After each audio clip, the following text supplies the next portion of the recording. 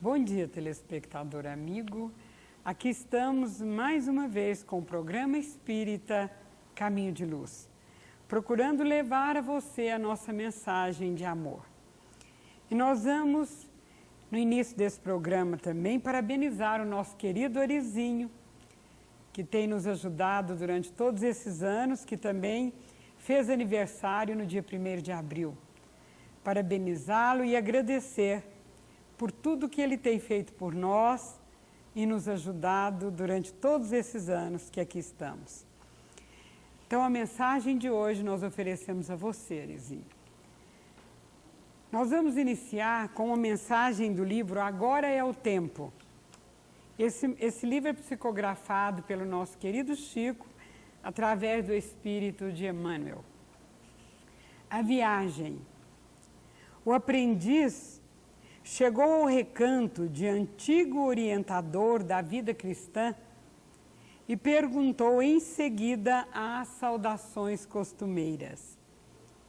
Instrutor, posso acaso receber as suas indicações quanto ao melhor caminho para o encontro com Deus?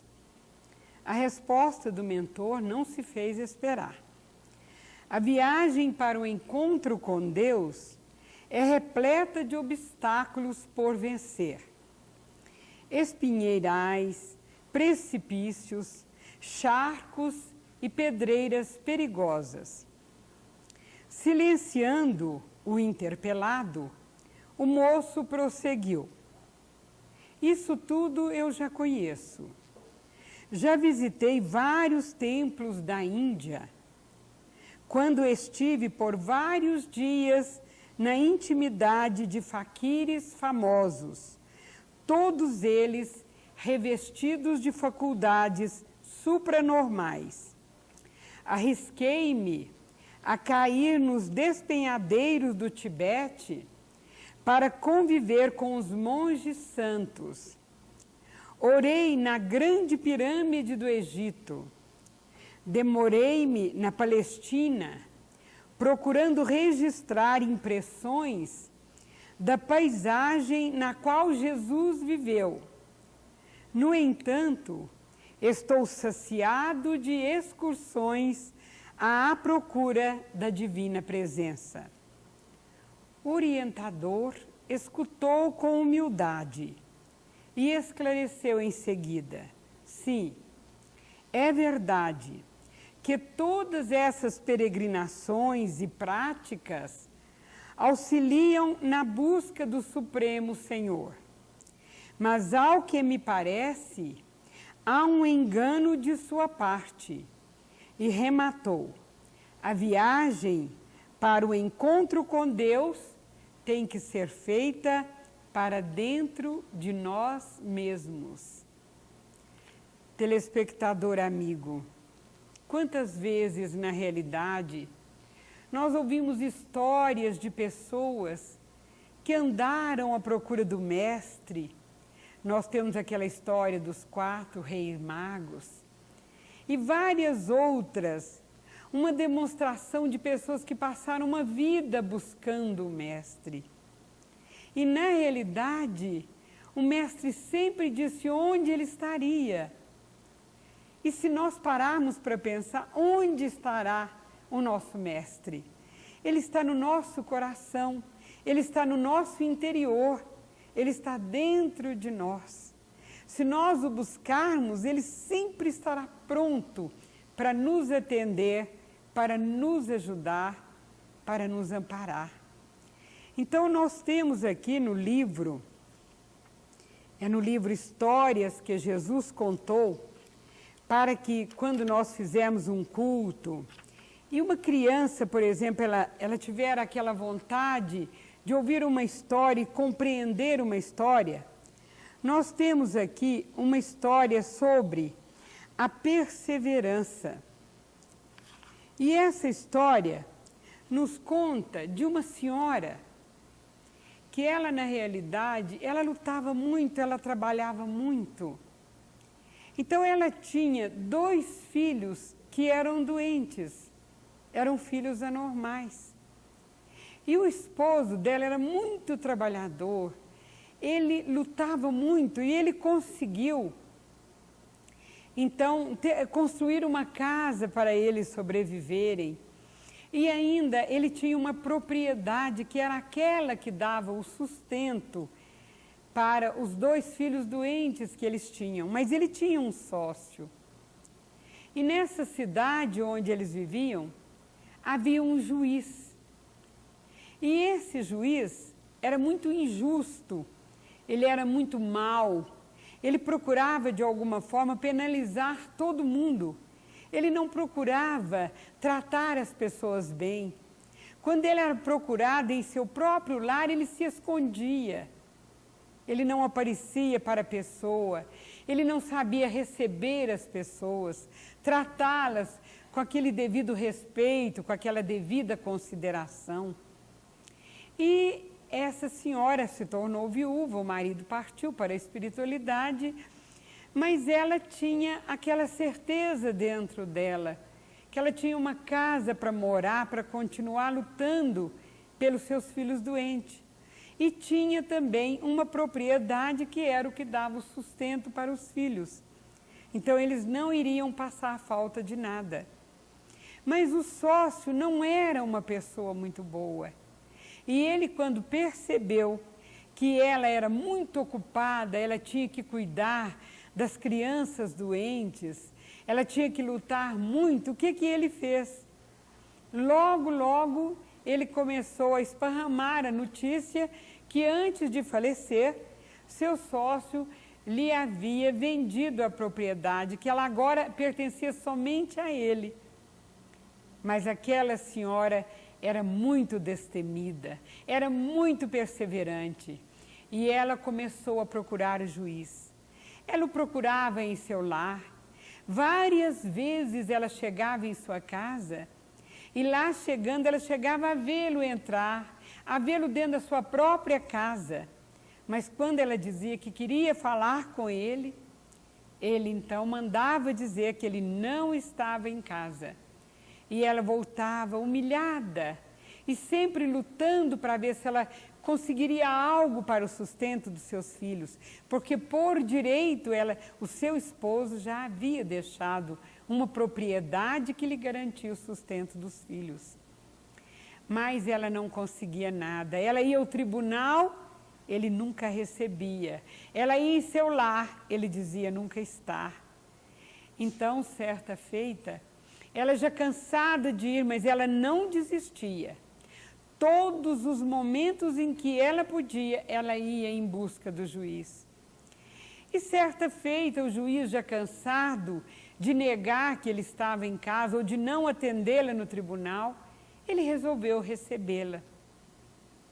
E quando então ela explicou para ele a vida que ela levava, o que ela vinha passando com seus filhos desde que seu marido passara para o plano espiritual. E o juiz foi estudando aquela questão e verificou que na realidade ela tinha razão, coisa que não era o seu hábito. Por quê? Porque ele era um homem que não tinha amor no coração, ele nunca preocupava em fazer justiça nos seus julgamentos. Mas ele foi ouvindo aquela mulher e, na realidade, no seu interior, apesar de ver que ela estava cheia de razões, que aquela propriedade não era do sócio, mas sim pertencia uma parte a ela, ele deu ganho de causa a ela. E ela, então, pôde, depois que tudo isso aconteceu, voltar para casa e se sentir tranquila, porque aí ela tinha garantido a subsistência dos seus filhos, que eram tão doentinhos. Então, quando nós vimos essa mensagem no livro Histórias que Jesus Contou, nós ficamos a imaginar quantas vezes nós deixamos de conseguir as vitórias na nossa vida, coisas que nós necessitamos realmente pelo desânimo, pela acomodação, pela falta de perseverança no bem. Porque aquilo que é justo de fato. Aquilo que é o bem, e nós temos que lutar por eles. Então, muitas vezes nós falamos, eu não tenho fé, eu luto tanto e não consigo nada. Parece que Jesus me esqueceu. Parece que meus protetores me esqueceram. Não é a realidade. O bem sempre vence. A justiça, ela sempre vencerá. Mas nós temos que ter perseverança. Nós temos que lutar para conseguirmos aquilo que, na realidade, nós sabemos que é de direito e que nós temos esse direito.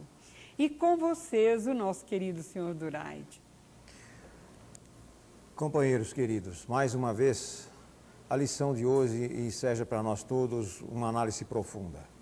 Trata-se do cuidado que nós temos que ter para com os nossos filhos, com a educação. E é uma preocupação de todos os pais conscientes, responsáveis. Por isso Jesus, quando veio ao mundo, disse com muita clareza: eu sou o caminho, a verdade e a vida, e ninguém vai ao Pai senão por mim.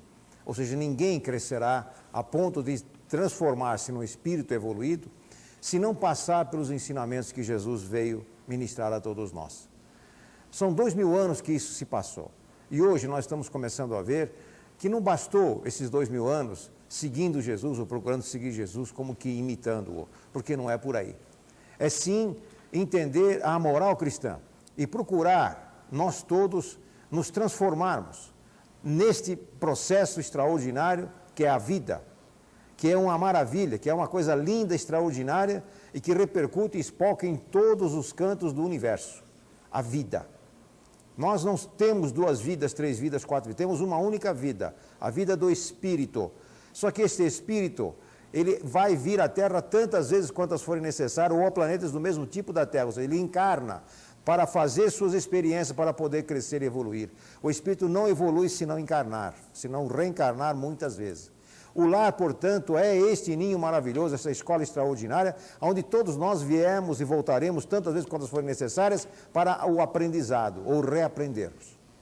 Feliz, portanto, os pais que entendem e conhecem este princípio, que estudaram Jesus, que estudaram o seu Evangelho verdadeiramente, que foram fundo no estudo do Evangelho e entendem que nós estamos aqui não por obra do acaso, que existe um passado, existe um presente e existe um futuro, mas que todo o passado e o futuro se encontram aqui agora no presente, porque o passado não ficou registrado lá, está aqui conosco, nós somos a somatória do passado, como diz o querido André Luiz, e nós estamos agora, neste momento, arquitetando o nosso futuro. Logo, se os filhos amanhã forem bons ou maus, se derem mal na vida ou forem maus perante o lar que eles irão formar, é porque nós, quando eles estavam como nossos filhos, não fomos capazes de insetar neles aquelas qualidades extraordinárias que nós encontramos na moral cristã.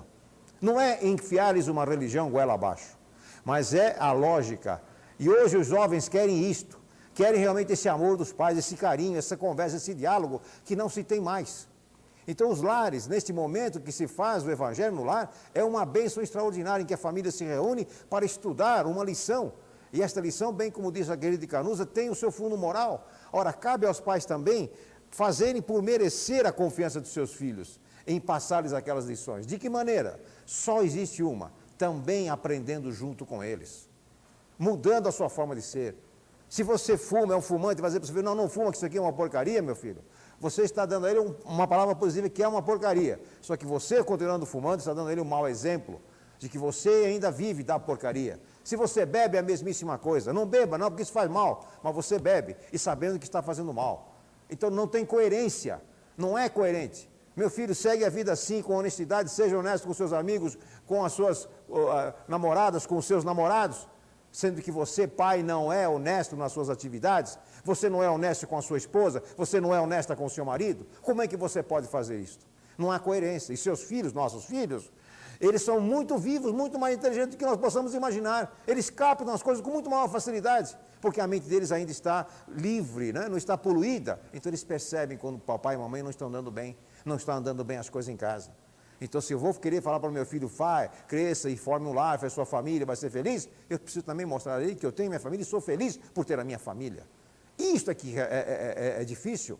A roda pega realmente aí, me perdoem. Por isso nós temos que buscar, aprender e nos esforçarmos sempre. Mas dentro desse princípio, dentro desse processo, você há de convir comigo, amigo querido, e você não pode fugir dessa, se você fizer uma análise sincera, desta conclusão. Na verdade, a vida é bela por este fato. A vida é linda por essa dinâmica extraordinária da mudança e da busca da perfeição de todos nós.